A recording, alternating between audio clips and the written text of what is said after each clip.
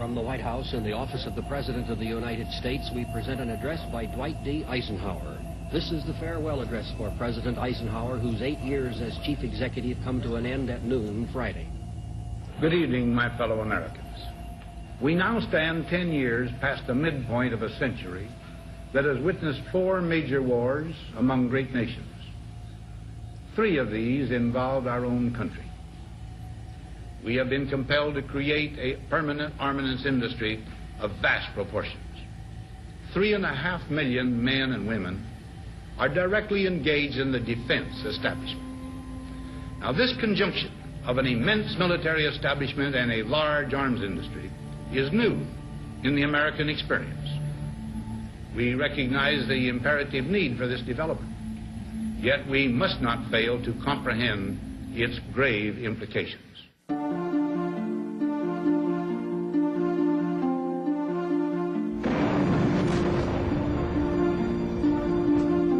What are we fighting for? Why do we bury our sons and brothers in lonely graves far from home? Our men are dying to preserve a way of life. These privileges, these rights, they're precious enough to fight for, precious enough to die for.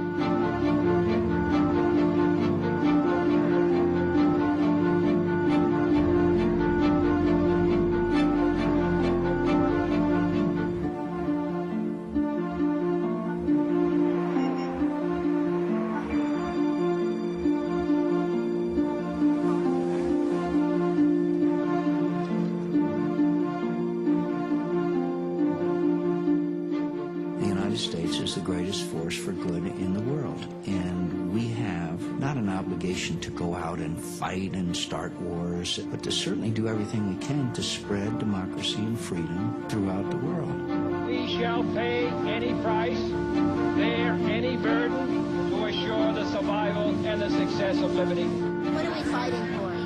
Freedom? Freedom.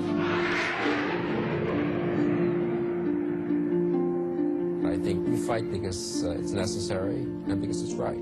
We're not talking simply about the price of gas. We are talking about the price of liberty. We seek neither territory nor bases. We fight for the principle of self-determination. America's strength and, yes, her military power have been a force for peace, not conquest.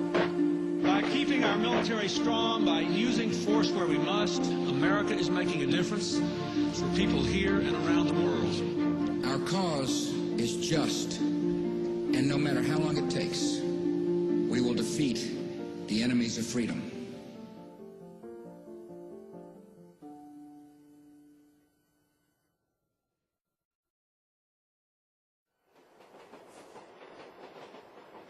I was on my way into work, and I was taking the subway, which is elevated subway. And as the subway heads to New York, there comes a point where it makes a very abrupt left-hand turn, almost a 90-degree turn.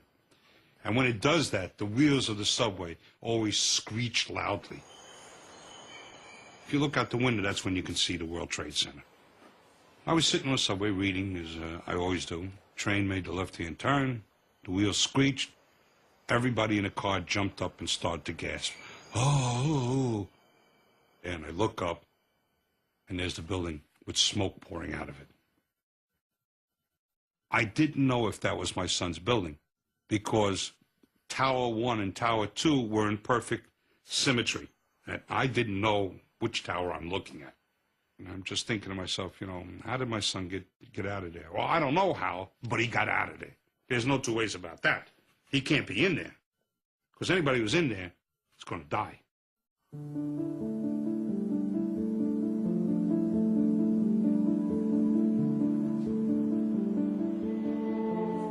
Blowback.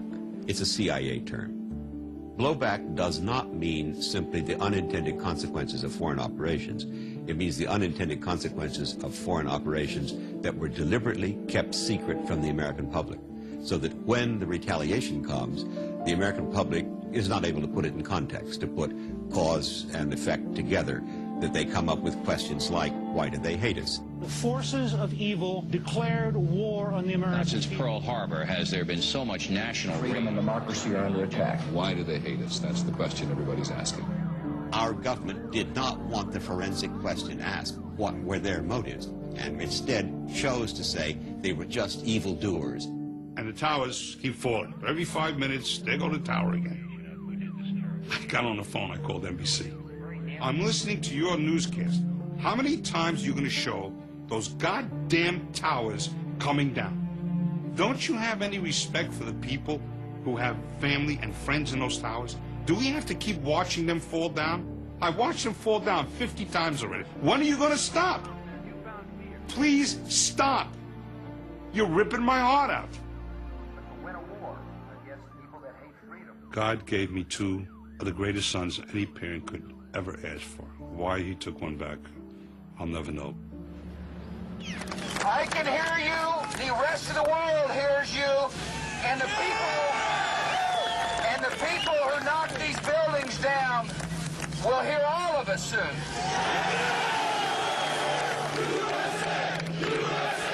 Somebody had to pay for this. Somebody had to pay for 9/11. I want enemy dead. I want to see their bodies stacked up for what they did, for taking my son.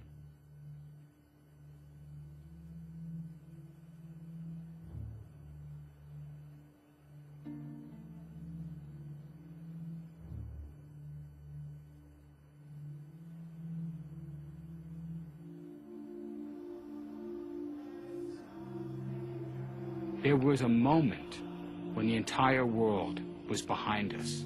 There was 1 million people demonstrating in the streets of Tehran in favor of the United States.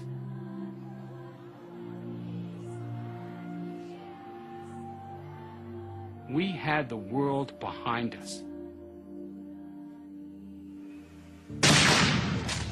Now kids are dying. Billions are being spent every month. Animosity against the United States is stronger now than it ever has been in history. What happened here? Is it just the experience of September 11th? Or is there something else going on here? When something like this happens, you've got to take stock of this. You've got to understand what went wrong here.